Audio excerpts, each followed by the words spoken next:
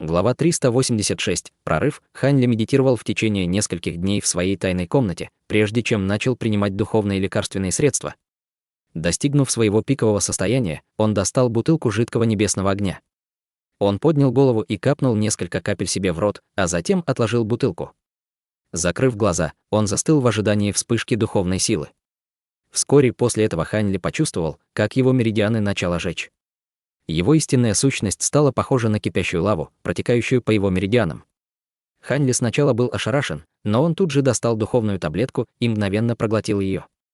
Затем он стал культивировать искусство владения лазурным мечом в попытке прорваться сквозь узкое место. В тот день, когда Хань Ли прорвется к 7-му слою, это будет означать, что Хань Ли достиг стадии формирования ядра. До этого Хань Ли проинструктировал кривую душу в соседней комнате, чтобы он также принял жидкий небесный огонь и другие духовные лекарственные средства в соответствии с его духовным чутьем. Техника божественного кровавого света, которую культивировал кривая душа, считалась самым быстрым способом культивации техник дьявольского да. Как правило, у культиваторов дьявольского да не было возможности прорваться к стадии формирования ядра, но с помощью кровавого ядра 5 элементов его шансы были такими же, как и у Хань Ли. Кривая душа не использовал культивацию для создания ядра, вместо этого он поглощал кровавое ядро 5 элементов и использовал силу этого ядра, чтобы создать свое собственное дьявольское ядро. Поскольку его процесс формирования ядра был намного проще, чем у Хань Ли, он не нуждался в том, чтобы Хань Ли управлял им во время этого процесса. Хотя успех Хань Ли в попытке формирования ядра все еще нельзя было точно определить, он все еще собирался сделать серьезную попытку. Даже если бы он потерпел неудачу, он бы накопил большой опыт для своей следующей попытки. С этой мыслью Хань Ли постепенно закрыл все свои чувства внешнего мира и глубоко погрузился в горькую уединенную культивацию.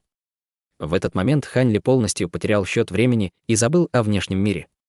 Время проходило изо дня в день, времена года сменялись один за другим. 4 года спустя на острове морской обезьяны был довольно оживленно.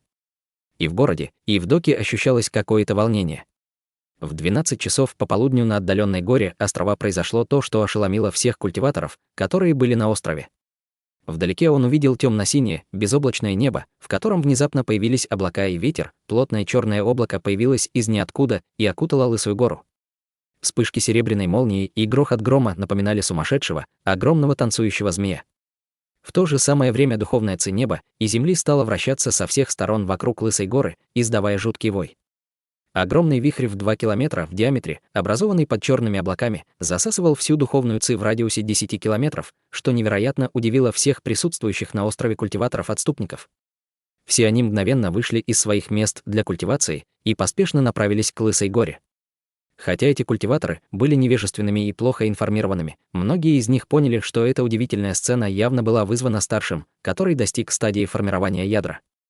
В области моря рассеянных звезд появился еще один культиватор на стадии формирования ядра.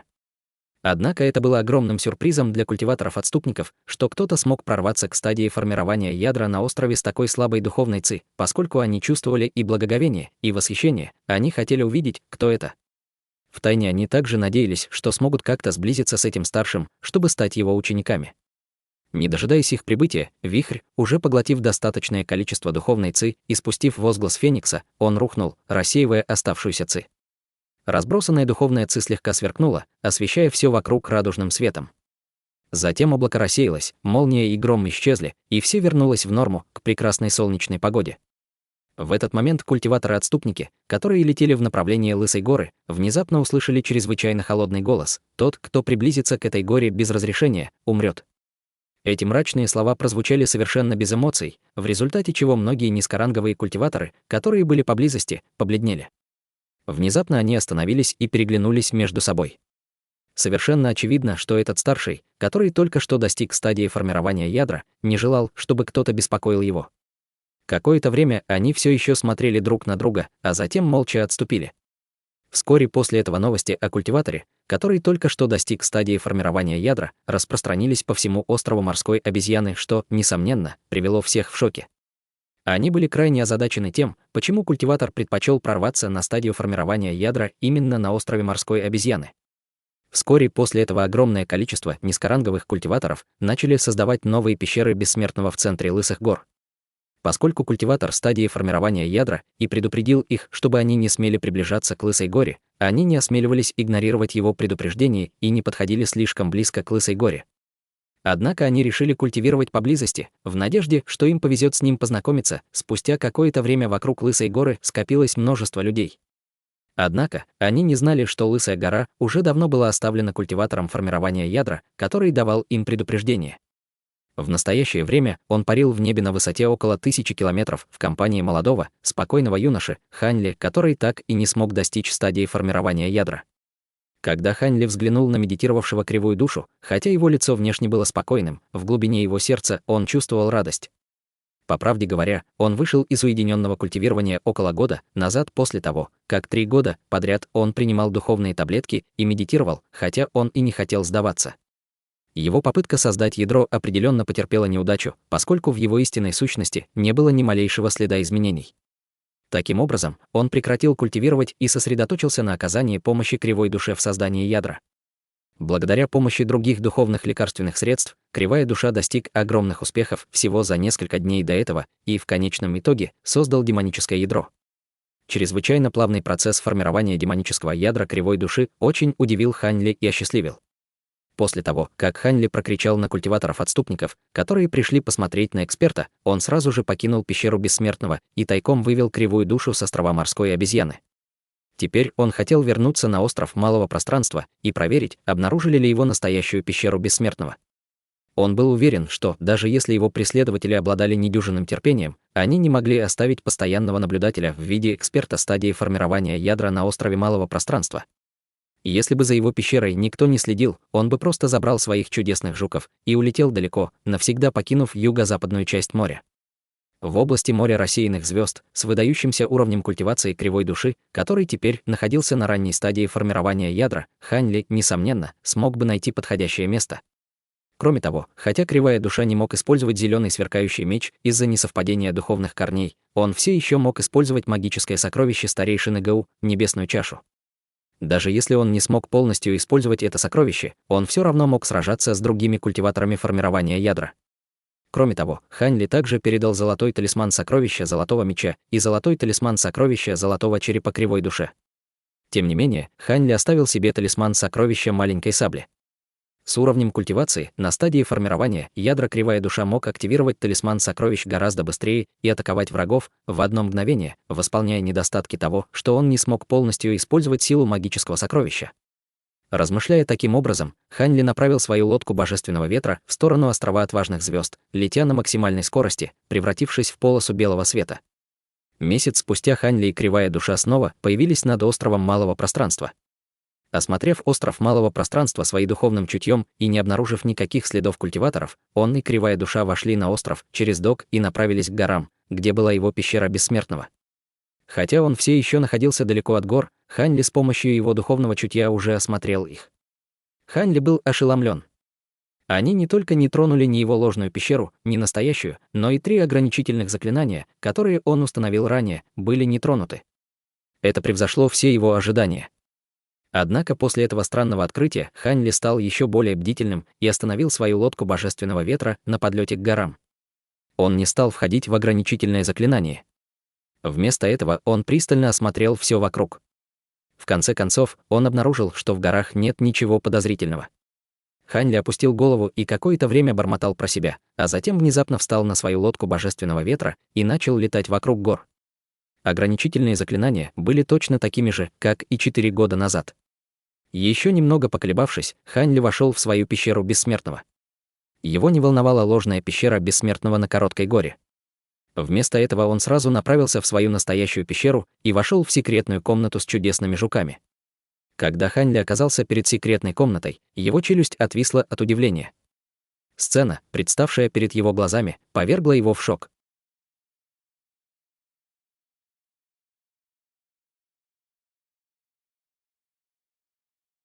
Глава 387. Прожорливые золотые жуки. Хань Ли держал своих чудесных насекомых в нескольких десятках скрытых каменных комнатах разного размера.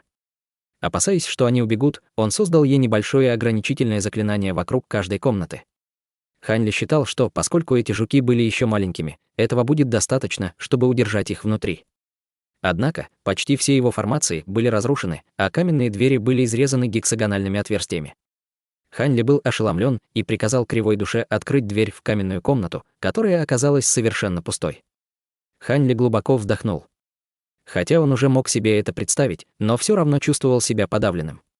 Окинув комнату взглядом, он повернулся и уставился на каменную дверь.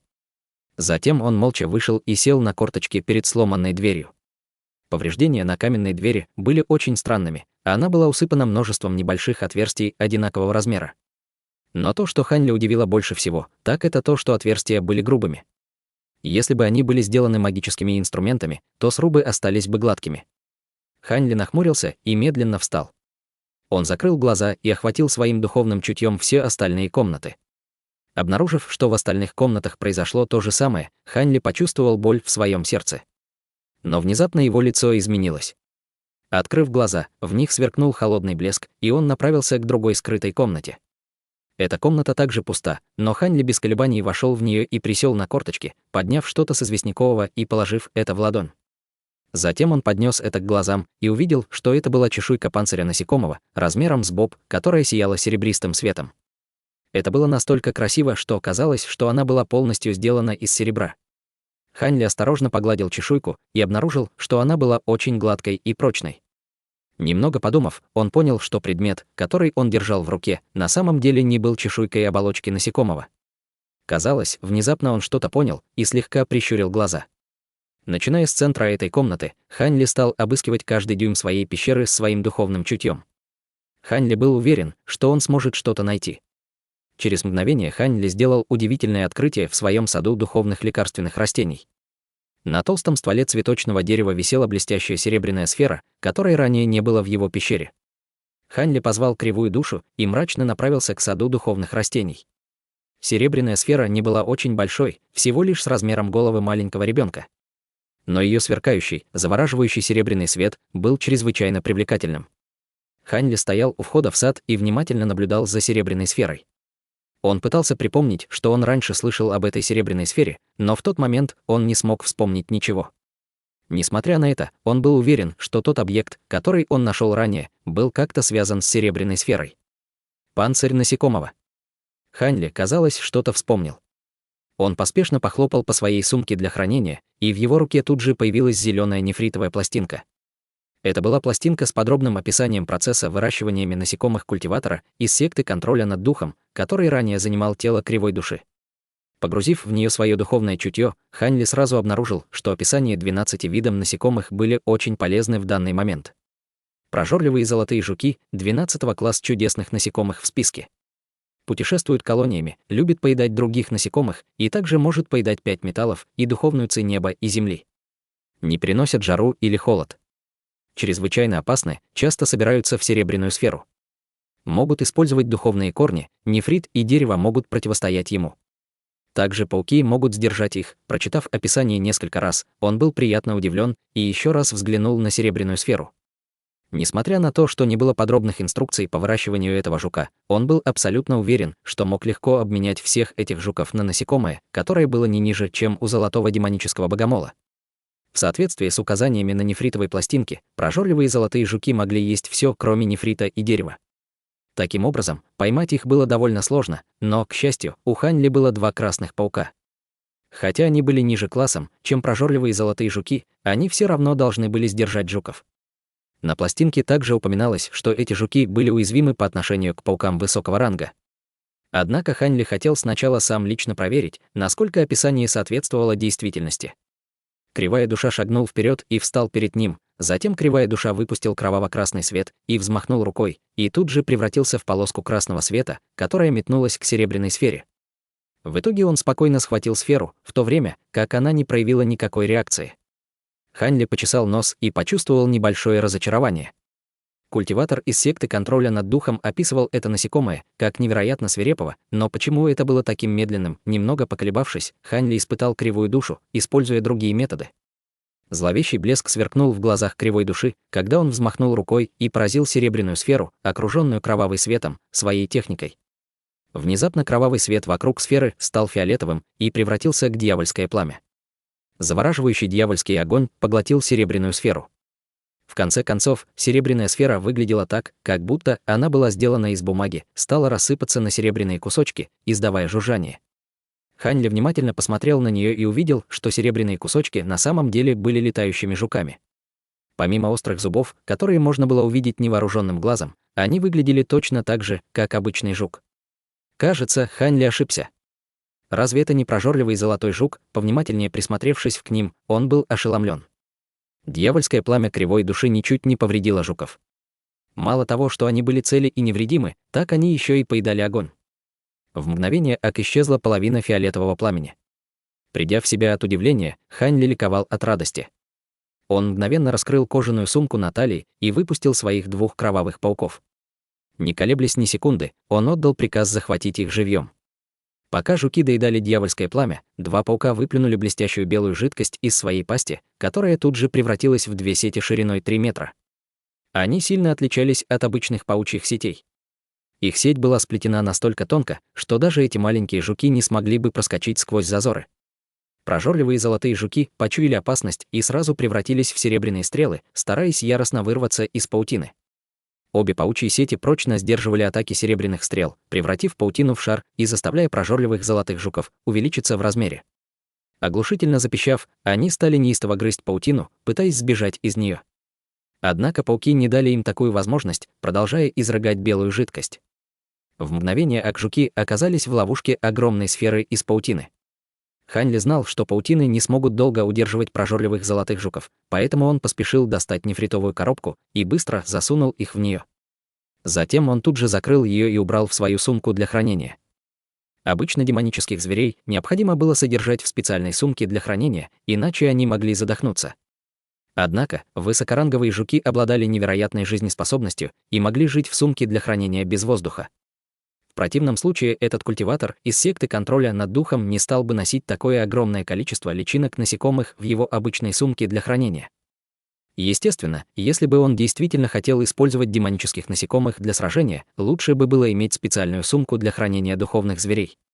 Мало того, что оттуда их было легче вызвать, там их было удобнее их обучать. Самое главное, что специальная сумка была способна хранить демонических зверей в уменьшенных размерах, в то время как обычные сумки для хранения были не способны сжимать живых существ. Таким образом, даже если бы это был обычный жук, его все равно нужно было хранить в специальной сумке, если бы он был слишком большим. Убрав нефритовую коробку, Хань Ли снова погрузил свое духовное чутье в пещеру Бессмертного, опасаясь, что он мог что-то упустить. Помимо многочисленных повреждений на дверях комнат, Хань Ли ничего больше не обнаружил. Эти маленькие дыры, должны быть, оставили жуки, когда выбирались из его пещеры. Хань Ли больше не осмеливался оставаться в этой пещере Бессмертного и поэтому поспешил ее покинуть, сняв все 3 своих магических формации.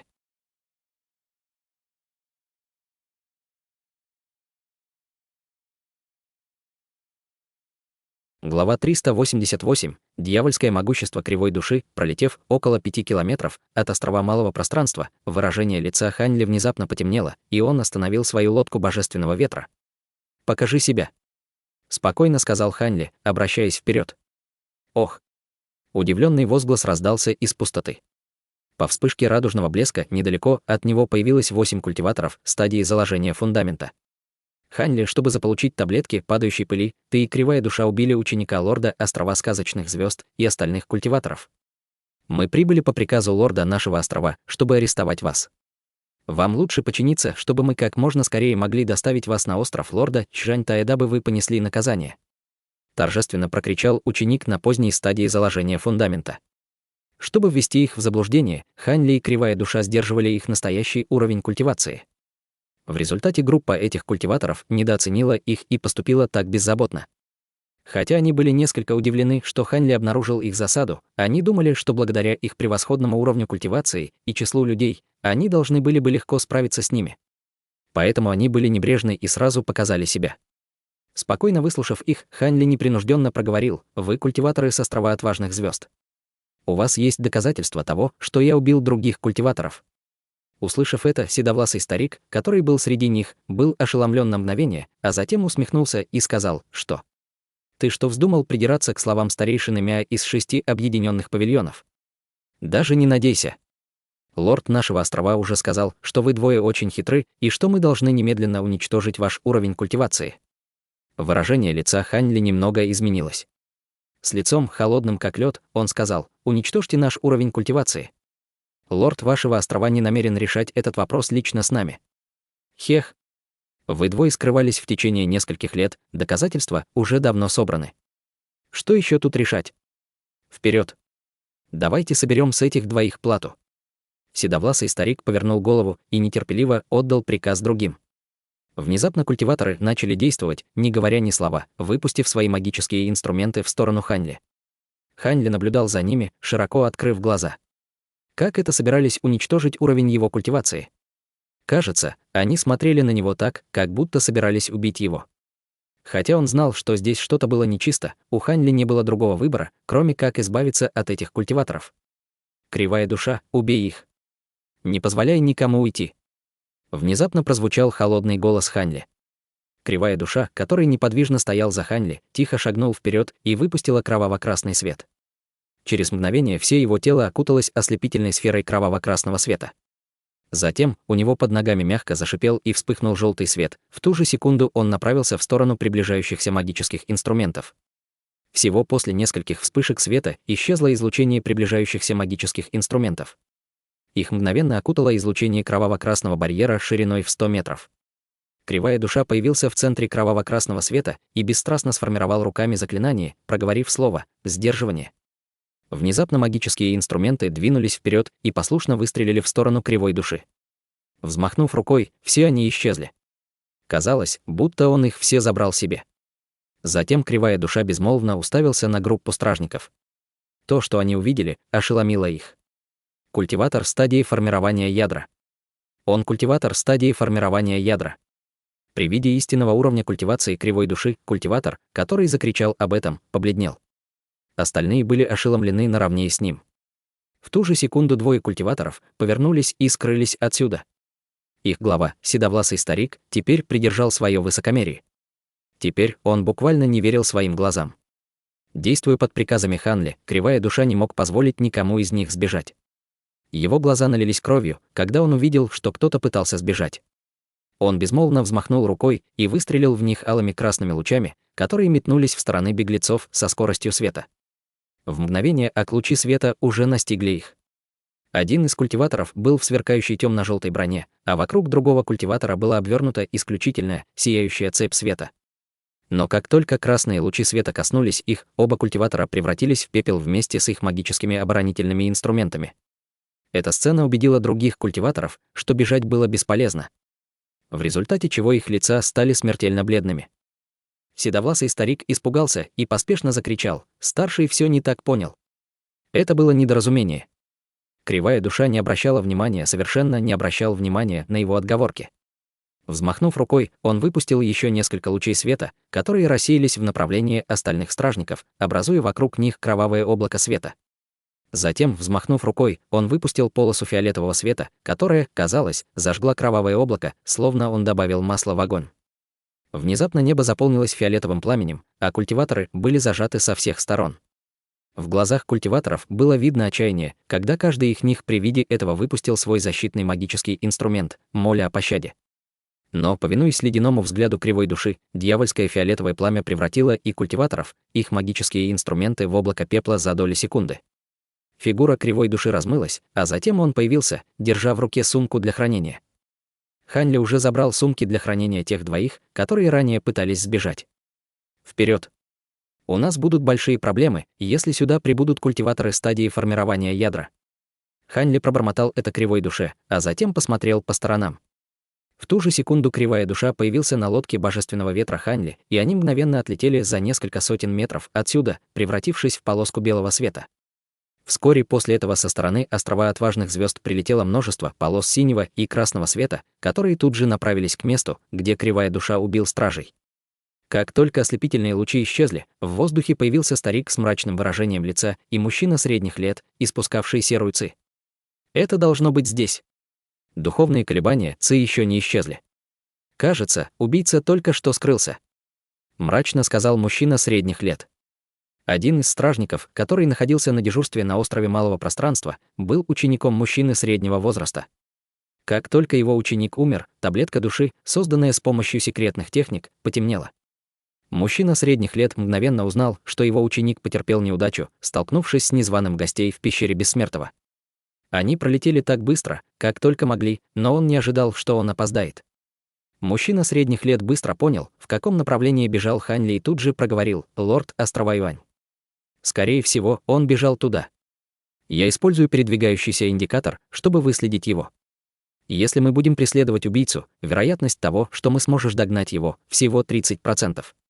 Хорошо. Если мы оба будем преследовать его, мы обязательно остановим убийцу. На теле мужчины среднего возраста произошел всплеск серой ци, а на лице появилось зловещее выражение. Согласно столкновению духовной ци в этом районе, кажется, что убийца должен быть культиватором в стадии формирования ядра. Хотя он действовал в одиночку, нет никакого способа узнать, был ли с ним кто-нибудь еще. Действительно ли господин Юань хочет сражаться с культиватором, равным его по силе ради каких-то обычных учеников? Старик внезапно сменил тему разговора и искренне попытался отговорить мужчину средних лет. Мужчина средних лет изначально был ошеломлен, услышав это, но вскоре ответил с явным недовольством на лице: «Не говори мне, что мой ученик погиб напрасно. Если я не отправлюсь вслед за ним, разве не стану ли я от этого трусом? Хе-хе, кроме меня, разве кто-то еще об этом знает?»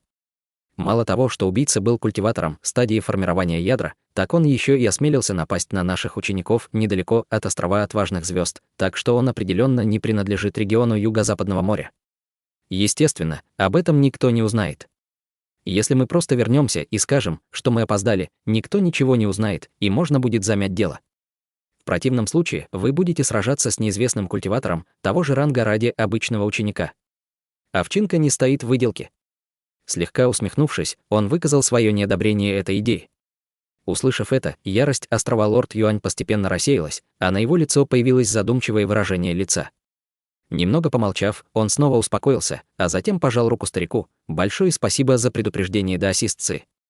Я очень благодарен тебе. Возвращаемся. В будущем я буду относиться к клану этого ученика особенно хорошо, чтобы загладить свою вину. Это будет весьма уместно. Поскольку мы те, кто долгое время продолжает путь бессмертного, да, наши жизни очень ценны. Мы не можем рисковать понапрасну», — сказал старик, скрывая зловещую улыбку.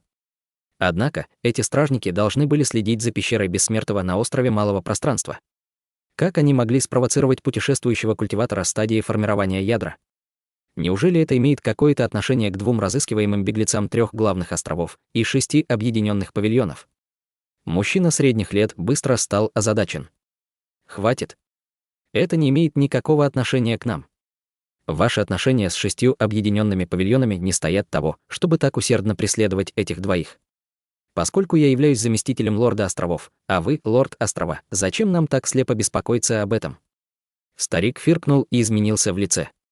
Услышав это, мужчина средних лет слабо улыбнулся. Затем лорд острова, даосист Юань и старик немного помолчали и вернулись на остров.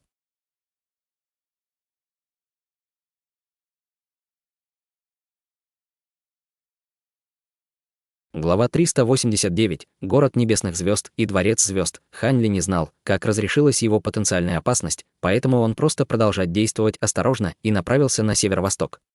Поскольку он был разыскиваемым преступником, он не мог оставаться на юго-западе.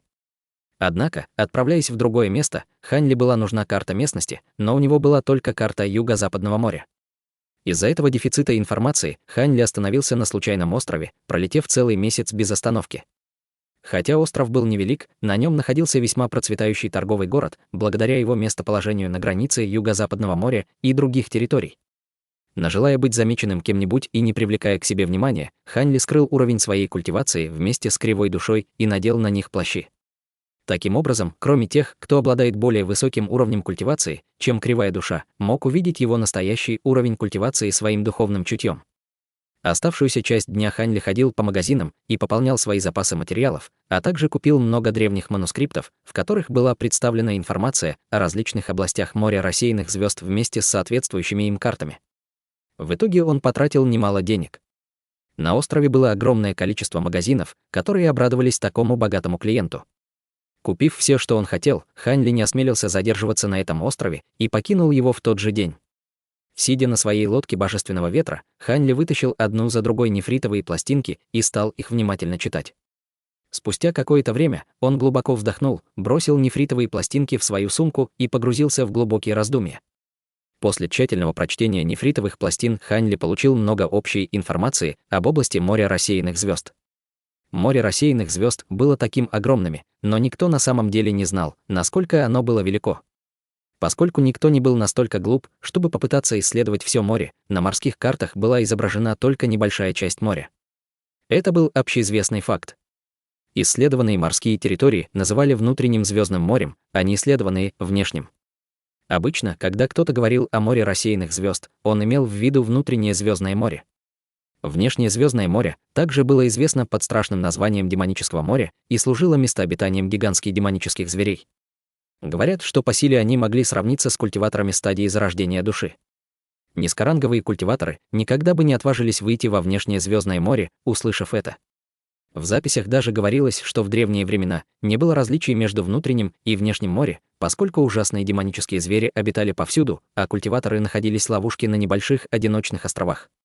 Спустя какое-то время многие поколения культиваторов умудрились истребить демонических зверей одного за другим, создавая путь для развития нынешнего внутреннего звездного моря.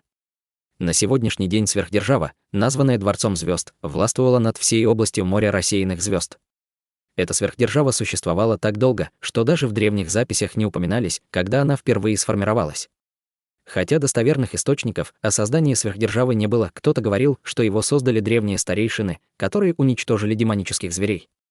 Другие говорили, что древний герой объединил море рассеянных звезд в одно государство.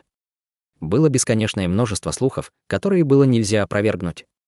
Нынешнее государство Дворца звезд построило свою столицу на огромном острове в центре моря рассеянных звезд и назвало его городом небесных звезд. В городе было два лорда, мудрецы небесной звезды, которые управляли всей сектой. Два городских лорда были чрезвычайно таинственны, они никогда не покидали город небесных звезд и не показывались на публике. Таким образом, ни один чужак не мог видеть их истинного облика. Тем не менее, ходили слухи, что два мудреца уже были не на поздней стадии зарождения души, а были божественными существами на стадии божественной трансформации. В конце концов, мудрецы небесной звезды были известны почти 1000 лет. Разве обычные культиваторы могли жить так долго? Помимо Дворца звезд и города небесных звезд, во внутреннем море звезд было еще 8 внешних и 4 внутренние территории. Каждый из 3 крупнейших островных территорий служил для непосредственного управления своими соответствующими районами.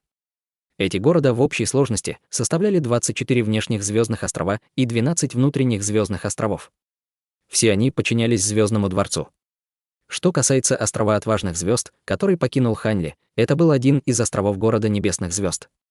Если прибавить ко всему небольшие дочерние острова, то Дворец звезд действительно обладал довольно большим авторитетом. Но самое примечательное было то, что Дворец звезд назначал лордов островов 2 способами. 12 внутренних звездных островов управлялись 6 людьми, которые были выбраны 2 великими мудрецами. Что касается 24 внешних звездных островов, то в городе небесных звезд раз в 100 лет проходил конкурс, в котором каждый из победителей становился лордом острова и получал статус правителя региона. Таким образом, 100-летний конкурс, проводимый в городе небесных звезд, стал известен как Ассамблея отбора звезд. Каждый раз, когда он созывался, в городе собрались почти все высокоранговые культиваторы области моря рассеянных звезд. У некоторых культиваторов была заветная мечта стать лордом острова, другие приходили на этот конкурс только потому, что хотели расширить свой горизонт или пообщаться с людьми. Были также и те, кто хотел воспользоваться этой возможностью, чтобы обменяться духовными лекарственными таблетками, материалами, техниками культивации и другими подобными предметами. Поскольку такая возможность выдавалась нечасто, город небесных звезд в это время всегда был переполнен. Но даже без дополнительной суеты ассамблеи отбора звезд, город небесных звезд всегда был оживленным городом, в котором жили как злодеи, так и герои. Помимо запрета на сражения в городах и налогов в виде духовных камней на долгосрочное пребывание, во Дворец звезд можно было свободно приезжать и уезжать, что позволило ему стать свободным городом, куда культиваторы всех рангов могли приходить и уходить по своему усмотрению.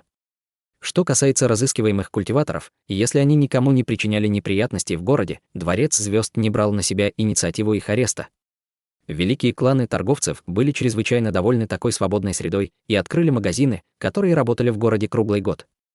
Они также создали свои собственные аукционы и даже приобрели множество шах по добыче духовных камней. Таким образом, бесчисленное количество редких предметов ежегодно протекало через город небесных звезд области моря рассеянных звезд. Кроме того, в городе небесных звезд была еще одна причина, которая привлекала множество культиваторов. Звездный дворец создал транспортное сообщение в городе, которое вело непосредственно к внешнему звездному морю. За огромную плату в виде духовных камней любой культиватор мог телепортироваться на остров демонических зверей любого размера во внешнем звездном море. Эти изолированные острова были установлены предыдущими поколениями, и они также содержали духовную ци. Когда кто-то прибывал на эти острова, культиваторы могли убивать любой вид духовных зверей ради духовных камней города небесных звезд. Что касается стоимости ядер демонических зверей в духовных камнях, то она оценивалась рангом демонического зверя. Например, ядро демонического зверя 5 класса стоило почти на 1000 камней духа. Что касается духовных зверей 6 класса, то духовных камней уже было бы достаточно для финансирования культиватора стадии заложения фундамента на протяжении всей жизни. Таким образом, значительное количество культиваторов ежегодно приходило в город небесных звезд, чтобы использовать транспортную формацию. В конце концов, для того, чтобы прямо отправиться во внешнее звездное море без использования транспортной формации, не только потребовалось бы очень много времени, но это путешествие также было чрезвычайно опасным. Таким образом, Хань Ли решил отправиться на остров небесных звезд, не размышляя слишком долго. Независимо от безопасности или желания заполучить демоническое яро, он чувствовал, что этот город был притягательным. Конечно, помимо Дворца звезд в море рассеянных звездных существовали другие властные учреждения различной силы, такие как Торговый альянс 4 свобод, Секта Дьявола, Секта 3 бессмертных, Остров Ночного Дракона и так далее. Ну и, конечно, острова Цзэнь и 6 объединенных павильонов были самыми значительными среди них. После того, как Хань Ли спокойно разобрал эту информацию в своем уме, он достал карту моря рассеянных звездных и внимательно изучил ее. Окончательно убедившись в своем решении, Хань Ли пронзил воздух своей лодкой божественного света. Несколько месяцев спустя белый свет пронесся в воздухе над морем. На лодке стоял Хань Ли, уставший от долгого, безостановочного путешествия. Такое долгое и трудное путешествие было на самом деле редким опытом для Хань Ли. Это было связано с тем, что во время всего его путешествия он пытался культивировать технику великого развития во время полета на своем магическом инструменте. С самого начала многозадачность оказалась чрезвычайно сложной, и технику, которая разделяла сознание на управление многочисленными куклами, было совсем нелегко культивировать. Когда он раскалывал свое внимание, он часто допускал много ошибок. Лодка божественного ветра иногда начинала улетать под углом, в результате чего он был не способен сосредоточиться на расщеплении своего божественного чутья. Несколько дней тренировок не давали ему никаких результатов, но старая поговорка доказала, что практика действительно открывает путь к совершенству. После многочисленных попыток Хань Ли в конечном итоге удалось культивировать технику великого развития во время полета. Тем не менее, Хань Ли отказался от многозадачности и сосредоточился на том, чтобы лететь вперед, стоя спереди своей лодки. Спустя полмесяца Хань Ли показалось, что он прибыл в нужное место, судя по нескольким заброшенным островам. Спустя мгновение выражение лица Хань Ли слегка изменилось после того, как он смутно увидел черную точку на расстоянии, которая, казалось, была огромной. Хань Ли мгновенно передал своему магическому инструменту всю свою мощь, ускоряя его прибытие.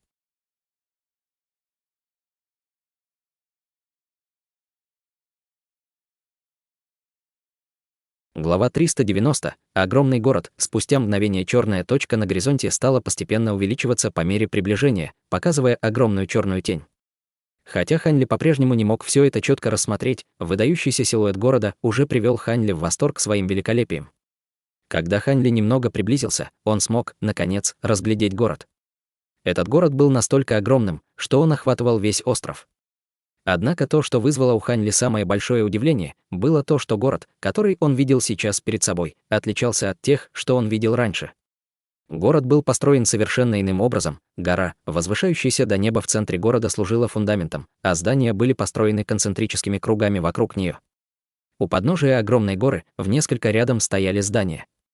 Их было такое огромное количество, что простирались они до самого побережья острова без единого зазора. Без сомнений, город небесных звезд был самый большой город в области моря рассеянных звезд. С высоты своего полета плотно упакованные здания казались такими же маленькими, как муравьи. Хань Ли не мог прийти в себя от удивления до тех пор, пока не приблизился к острову на расстоянии 20 километров. В этот момент он был вынужден замедлить свою лодку божественного ветра. Хань Ли в небе был не один. Рядом с ним мелькали полосы света, которые также направлялись в сторону города небесных звезд. Хань Ли внутренне вздохнул. Город небесных звезд действительно заслужил свою репутацию. Даже на таком далеком расстоянии он видел множество культиваторов. Когда-то он находился примерно в 10 километрах от города, стало еще больше разноцветных огней. Он даже видел под собой несколько огромных кораблей, которые рассекали волны в направлении города. Но то, что лишило его дара речи, были культиваторами, которые плыли на небольших лодках, запряженных низкоранговыми демоническими зверьми, вместо того, чтобы лететь на своих магических инструментах. Хань Ли покачал головой. Придя в себя, он ускорил свою лодку. Через мгновение он прибыл на берег острова Небесных Звезд. Теперь он видел, что остров окружен возвышенной каменной стеной около 100 метров в высоту. Хань Ли даже успел прикинуть, что в этой каменной стене было более дюжины ворот разных размеров. Там были и порты, предназначенные для кораблей смертных, и бухты для культиваторов, приплывших на демонических зверях. Было очевидно, что культиваторы, путешествующие в одиночку, входили через маленькие ворота. Таким образом, Хань Ли подлетел к маленьким городским воротам полоской лазурного света. Когда Хань Ли приблизился к маленьким воротам, он увидел, что они были более 24 метров в высоту, и невольно рассмеялся горькой улыбкой. Перед Хань Ли стояла статная женщина, одетая в лазурную одежду, чей уровень культивации был на средней стадии заложения фундамента. Стоя под городскими воротами, она элегантно разговаривала с двумя культиваторами в белой одежде. После того, как она передала им несколько духовных камней, она надела голубое кольцо, которое они ей дали, и легкими шагами вошла в город. Затем Хань Ли спокойно подошел с кривой душой. «Вы планируете временно остаться здесь или собираетесь устроиться здесь на долгое время? Если... Ох, так вы старший. Старший, добро пожаловать в город Небесных Звезд. Согласно законам города, культиваторы стадии формирования ядра могут сколь угодно долго жить в нашем городе совершенно бесплатно. Вот, возьмите это кольцо. Проходите. Культиваторы, одетые в белом, быстро проговорили это, когда поняли, что Кривая Душа был культиватором формирования ядра, и поспешно вытащили ему кольцо. Торопливо взяв в свои руки красное кольцо, Кривая Душа произнес с почтительным тоном: «Это мой первый приезд в город Небесных Звезд». «Для чего это кольцо?» произнес Кривая Душа с грубым голосом. «Духовное кольцо — это показатель вашего статуса. Культиваторы, которые здесь остаются, временно носят синее кольцо и только должны заплатить 3 духовных камня за вход. Духовный свет на синем кольце сохраняется только в течение 7 дней. Впоследствии владелец кольца должен будет покинуть город Небесных Звезд или отправиться к городским воротам, чтобы получить новое. Красные кольца предназначены для культиваторов, которые пришли сюда на постоянное место жительства. Обычные культиваторы должны заплатить за это 800 духовных камней. Свет духовного кольца запоминает его владельца, как только он поглощает их сущность крови. Оно будет сиять только на своем хозяине, так что нет необходимости беспокоиться о том, что другие могут его украсть. Культиватор в белой одежде на стадии заложения фундамента подробно объяснил Кривой Душе о его кольце, а также поднял руку и показал точно такое же кольцо на своей. Кривая Душа молча кивнул головой, капнул на кольцо несколькими каплями своей крови, а затем надел его на палец. «Я должен беспокоить господина Даосита, мне также необходимо красное кольцо. Я также планирую остаться в этом городе довольно долгое время», — с улыбкой сказал Хань Ли, а затем достал 800 духовных камней из своей сумки для хранения и предложил их одному из культиваторов. 2 культиватора с белой одеждой выглядели несколько удивленными, но безмолвно взяли духовные камни и передали Хань Ли красное кольцо. Хань Ли также капнул кровью на свое кольцо и надел перед тем, как войти в город. Улицы за воротами нельзя было считать ни узкими, ни широкими. Там было достаточно места, чтобы могло спокойно пройти 4 человека или 2 экипажа. На улице в ряд стояли несколько магазинов. С первого взгляда можно было сказать, что это были магазины для смертных, и там было ни на что посмотреть. Кажется, на улицах не было культиваторов, только несколько смертных торговали и болтали. Ничего примечательного для Хань Ли. Осмотревшись, Хань Ли небрежно поднял голову и, взглянув на небо, увидел, что вокруг него летает огромное количество огней, каждый из которых является культиватором на своем магическом инструменте. Самый большой город в области мор рассеянных звезд фактически не имел никаких воздушных ограничений. Это значительно упрощало задачу для него и Кривой Души. Затем Хань Ли достал свою лодку Божественного Ветра и собирался взлететь, но его внезапно остановили. «Господа бессмертные, пожалуйста, подождите!» — крикнул мужчина со стороны улицы, выйдя из магазина и почтительно приветствуя их. Это был худой мужчина с завитыми усами. Они пристально посмотрели его, но обнаружили, что это был смертный, который был полностью лишён колебаний духовной силы. Хань Ли слегка удивился и спросил, нахмурившись, что случилось. «Я вас уже встречал раньше». Мужчина проговорил с широкой улыбкой: «Хе-хе. Меня зовут Луэр, я впервые вижу вас». Услышав это, выражение лица Хань Ли потемнело. Но, не дожидаясь, когда Хань Ли заговорит, Луэр поспешно сказал: «Это ваш первый приезд в город Небесных Звезд, да?» Разумеется, вы не знаете наши дороги и правила города. Поскольку я живу здесь, я знаю этот город, я могу предложить вам свою помощь. Если эти двое бессмертных мастеров хотят пойти куда-нибудь или хотят узнать, где они могут заняться своими делами, я могу показать вам дорогу всего за 2 духовных камня». Сказав это, Луэр с нетерпеливым выражением посмотрел на Ханли. Казалось, он уже понял, что юноша был здесь главным. Ханли слегка улыбнулся и ответил: «Значит, ты Луэр. Если ты хорошо поможешь нам, я дам тебе 5 духовных камней. Но если ты будешь попусту тратить мое время, я не тебе ни одного». Затем с таинственной улыбкой Ханли сел на свою лодку, не оказывая Луэру никакого дополнительного внимания. Стоя на лодке, Ханли посмотрел на Луэра. В этот момент лицо смертного постоянно менялось, оно было то мрачным, то ясным. Заметив, что Ханли смотрит на него, он молча стиснул зубы и сказал: «Хорошо. Я последую за бессмертными мастерами.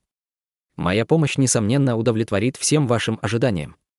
Ханли слегка равнодушно кивнул головой и топнул ногой по лодке, прижав ее ближе к земле. При виде этого Луэр тут же поспешно забрался на нее. Вскоре после этого лодка Божественного Ветра медленно взлетела и направилась к огромной горе в центре острова. Пролетев около 100 метров в небе, Ханли повернул голову к Луэру. Он увидел, что, хотя на его лице был небольшой страх, он выглядел совершенно спокойно. Внутренне кивая головой, Ханли спросил: «Кажется, ты не в первый раз летаешь на магическом инструменте. Ты часто подрабатываешь гидом для иностранных культиваторов. Ранее я уже помогал 6 бессмертным мастерам. Тем не менее, это только мой второй полет», — проговорил Луэр с наигранной улыбкой. Ветер на высоте в 100 метров казался чересчур для смертного. Увидев, что выражение лица Луэра слегка позеленело, Ханли слегка улыбнулся и взмахнул рукой. Со вспышкой синего света слой голубого тумана покрыл всю лодку Ханли, защищая троих. После этого цвет лица Луэра пришел в норму. Но не дожидаясь, когда Луэр отблагодарит его, Ханли спросил: «Прежде всего, скажите мне, где я могу найти место для уединенной культивации?»